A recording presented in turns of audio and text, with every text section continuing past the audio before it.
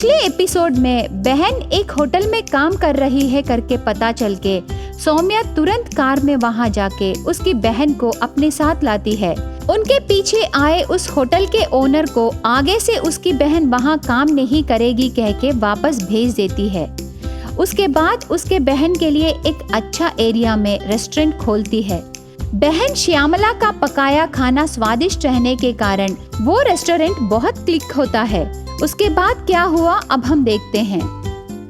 दोनों बहनों का रेस्टोरेंट का व्यापार बहुत जोर से चलते समय एक दिन श्यामला को गांव से पिता का फोन आता है। हेलो, कैसे हो बेटी? दीदी मेरा फोन नहीं उठाई, इसलिए मैंने तुम्हें फोन किया। अच्छे हैं बापू, आप कैसे हो? गांव में सब ठीक है ना? क्या ठीक है बेटी, तुम दोनों घर में नहीं हो ना, इसलिए तुम्हारी माँ तुम दोनों की चिंता करके ठीक से खाना नहीं खा रही।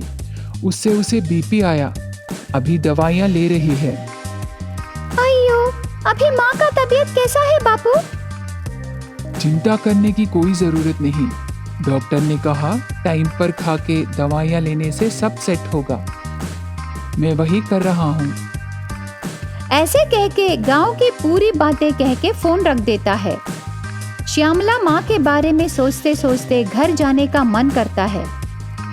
तब वो उसके दीदी के पास जाके ऐसे बोलने लगी। दीदी, हम दोनों घर से इधर आने के बाद माँ हमारी चिंता करने लगी। दीदी, बापू फोन में कह रहे थे एक बार गांव जाके आते हैं। दीदी, मैंने भी पापा का मिस कॉल देख के कॉल बैक करके बात की। यहाँ का हमारी स्थिति मैंने उनसे कहा, पापा टाइम देख के आओ बोले। इस वीकेंड में हम जाएंगे बहन। नहीं दीदी, अभी चलते हैं, माँ को देखने का दिल कर रहा है मुझे। पागल हो क्या शामू? अभी के अभी हम कैसे जाएंगे? यहाँ हमारा बहुत बड़ा बिजनेस है ना। 2 दिन सब्र करो, टेम्पररी किसी को सौंप के जाएंगे। फिर भी माँ को चिंता करने की क्या जरूरत है शामू? हमें कभी ना कभी ससुराल जाना ही है ना। पता नहीं ये माए कैसे होते हैं। दीदी की बातें सुने श्यामला को कुछ सुनाई नहीं देता। सिर्फ वो गांव जाके माँ को देखने का आलोचन के सिवा और कुछ नहीं था। इतने में सौम्या उसकी बहन श्यामला से ऐसे बोलने लगी। ठीक है बहन, मुझे बाहर थोड़ा काम है, मैं जाके शाम को आऊंगी, तू रेस्टोरेंट देखती रहना। ऐसे कह के चली जाती है। तब श्यामला दीदी ऐसे जाते ही रेस्टोरेंट को ताला डाल के गांव को निकलती है। शाम को घर पहुंच के श्यामला माँ को देख के ऐसे कहने लगी। ये सब क्या है माँ? ऐसे तो हमारी चिंता करने से कैसे? हम कहाँ चले गए बोल? सिटी को ही ना। हर रोज हम फोन पे बात कर रहे हैं ना, फिर भी क्यों चिंता कर रही हो? ठीक है, जाने दो, अभी मैं आ गई ना, मैं सब देख लूंगी। वो सब ठीक है, दीदी कहाँ है? आई नहीं क्या? नहीं माँ, नहीं आई, वो वीकेंड को आएगी। ऐसे उसकी हरकतों से घर में खुशियाँ लाके माँ को हंसाती है। एक और सिटी में उसका काम खत्म करके वापस घर आने पर रेस्टोरेंट ताला डाल के रहना देख के सौम्या को आधा विषय पता चल जाता है। फिर भी उसका अनुमान मिटाने के लिए घर जाके देखने पर वहाँ भी ताला डाल के रहना देख के उसको पूरा विषय समझ में आता है। तब वो ऐसे सोचने लगी, ये पागल लड़की बिना बोले गांव चली गई होगी। उस गांव की गंवार लड़की को ठीक करना किसी से नहीं होगा। ऐसे सोच के वो वीकेंड तक वेट करके कार में रवाना होती है। दूसरी ओर गांव में रही श्यामला 100 हाथियों का बल मिले जैसे खुशी से उसकी माँ की चिंता दूर करने लगी। उस दिन शाम को गांव पहुंची सौम्या माँ का परवरिश करने के बाद गुस्से से उसकी बहन से ऐसे कहने लगी। तू क्या समझी रे? वीकेंड तक रुक के निकलने को सोचे ना, इतने में बिना बोले क्यों आ गई? तेरे ऊपर भरोसा करके मैंने उतने पैसे लगा के रेस्टोरेंट स्टार्ट की। वो सब मुझे पता नहीं दीदी, माँ को देखने का मन हुआ और मैं आ गई, बस। अब इस विषय में डिस्कशन मत रखो। यही नहीं, मैं तुम्हारे साथ सिटी को नहीं आ रही, माँ ठीक होने तक मैं यही रहूंगी। इससे सौम्या को बहुत गुस्सा आता है। तुम्हारा मतलब क्या है रे? तेरे लिए मैं लोन लेके वो रेस्टोरेंट खोली, अभी बीच में छोड़ देने से कैसे?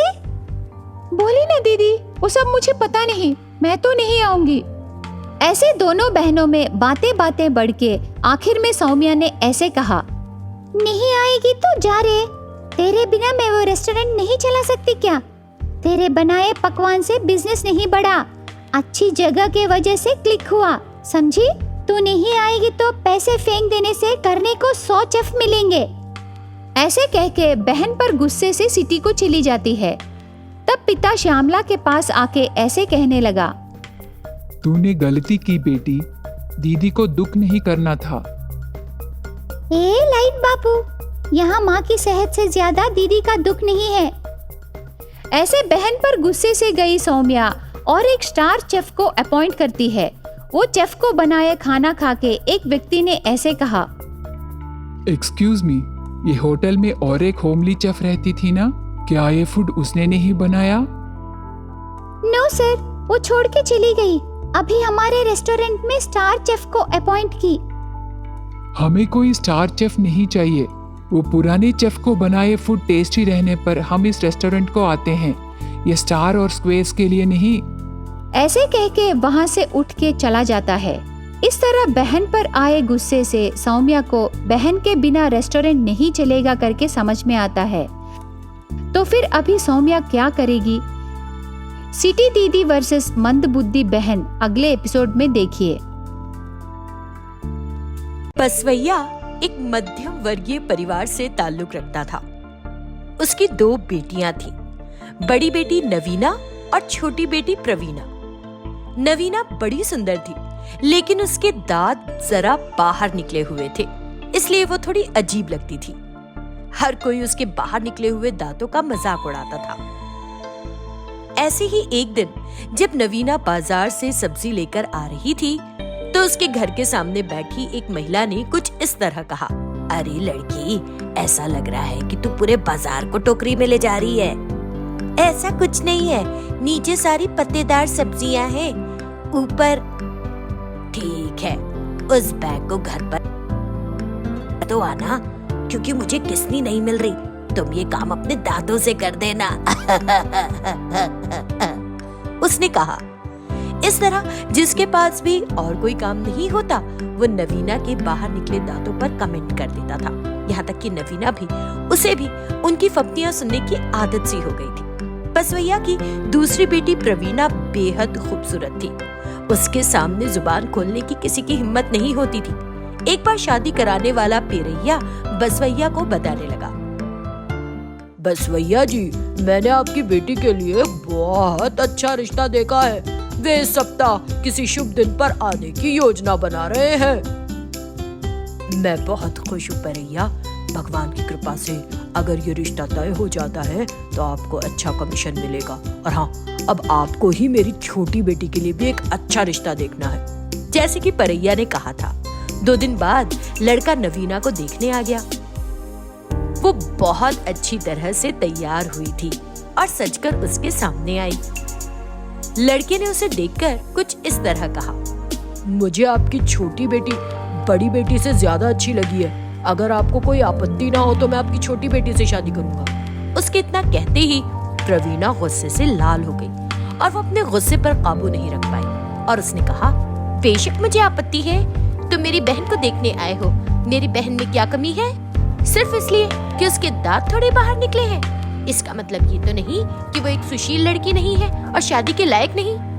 अगर जरा भी गैरत बाकी है तो हमारे घर में एक पल भी और मत रुकना। वो उन्हें बुरी तरह से डांटने लगी और वे मुंह लटकाकर वहां से चले गए। इस तरह जो भी उसकी बहन के बारे में बुरा बोलता था, वो कभी चुप नहीं रहती थी। इसी तरह दिन बीतते जा रहे थे, लेकिन अब नवीना को भी अपने दांत बुरे लगने लगे थे और वो दुखी रहने लगी थी। हर कोई बाहरी रूप चाहता है, आंतरिक सुंदरता से किसी को कोई मतलब नहीं। मुझे तो अब ऐसा ही लगता है, मुझे शादी नहीं करनी चाहिए। तभी बसवैया नवीना के पास आया और उससे कहने लगा, देखो, हमारे एक दूर के रिश्तेदार जब तुम छोटी सी थी ना बेटी, तब से तुमसे अपनी बेटी की शादी रचाना चाहते थे। बाद में फिर उन्होंने इसमें ज्यादा दिलचस्पी नहीं दिखाई और हमने भी नहीं पूछा, लेकिन अब वो खुद तुमसे शादी करने के लिए आगे आए हैं। बिटिया बोलो क्या कहती हो? जब वसवा ने ऐसे कहा तो नवीना ने अपनी अनिच्छा दिखाई। नहीं पिताजी, मेरे लिए और रिश्ते की तलाश न करें, मेरी बहन के लिए कोशिश करें। बाद में यहाँ आने के बाद उन्हें मेरे दांत पसंद नहीं आएंगे और फिर वे मना कर देंगे, इसलिए अब मैं शादी करना ही नहीं चाहती। तभी प्रवीणा ने आकर कुछ इस तरह कहा। बहुत अच्छी बहन, तुम्हें ऐसा क्यों लगता है कि तुम में कोई खराबी है? अरे अगर दांत लंबे हैं तो क्या ये तुम्हारी गलती है? 80% लोगों के दांत इसी तरह के होते हैं और क्या उनकी शादी नहीं होती? पहले अगर तुम्हारे दांतों की सर्जरी हो गई होती तो ऐसा कुछ नहीं होता, लेकिन उस समय पिताजी की आर्थिक स्थिति ठीक नहीं थी। उसने ऐसी बहुत सी बातें बताई और अपनी बहन को शादी के लिए मना लिया।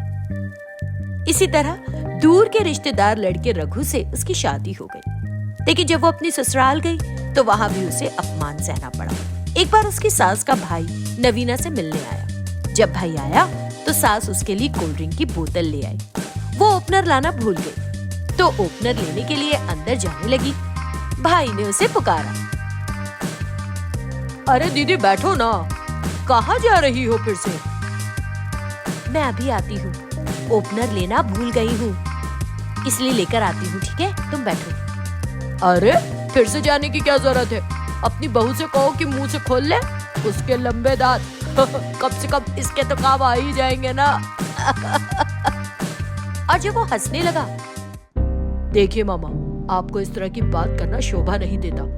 मैं आपकी इज्जत करता हूँ क्योंकि आप मेरी माँ के भाई हैं, तो नवीना भी मेरी पत्नी है और इस घर की बहू। आइंदा इस तरह के ताने मारने की कोशिश नहीं कीजिएगा। उसने ऐसा कहा तो मामा वहां से चले गए। नवीना ने सुना रघु ने जो कहा था। अंदर आकर रघु नवीना से बोला। नवीना जल्दी से तैयार हो जाओ, चलो दंत चिकित्सक के पास चलते हैं। सभी को मेरी पत्नी की दांतों से समस्या है, मैं तुम्हें ब्रेसेस लगवाऊंगा। चलो जल्दी से चलो, तैयार हो जाओ। तो जब रघु नवीना को बिठाकर ले जा रहा था, नवीना को एहसास हुआ कि उसका पति उससे बेहद प्यार करता है और वो बहुत खुश हुई। इतने सालों उसे अपमान सहना पड़ा था, लेकिन रघु के उन शब्दों से उसका दिल खुशी से बाग बाग हो गया। तो ऐसे में नवीना के लंबे दांत सर्जरी के बाद अब सामान्य हो गए और उसकी सुंदरता अब स्पष्ट रूप से बाहर आ रही थी। अब सभी उसे खूबसूरत नवीना कहने लगे थे।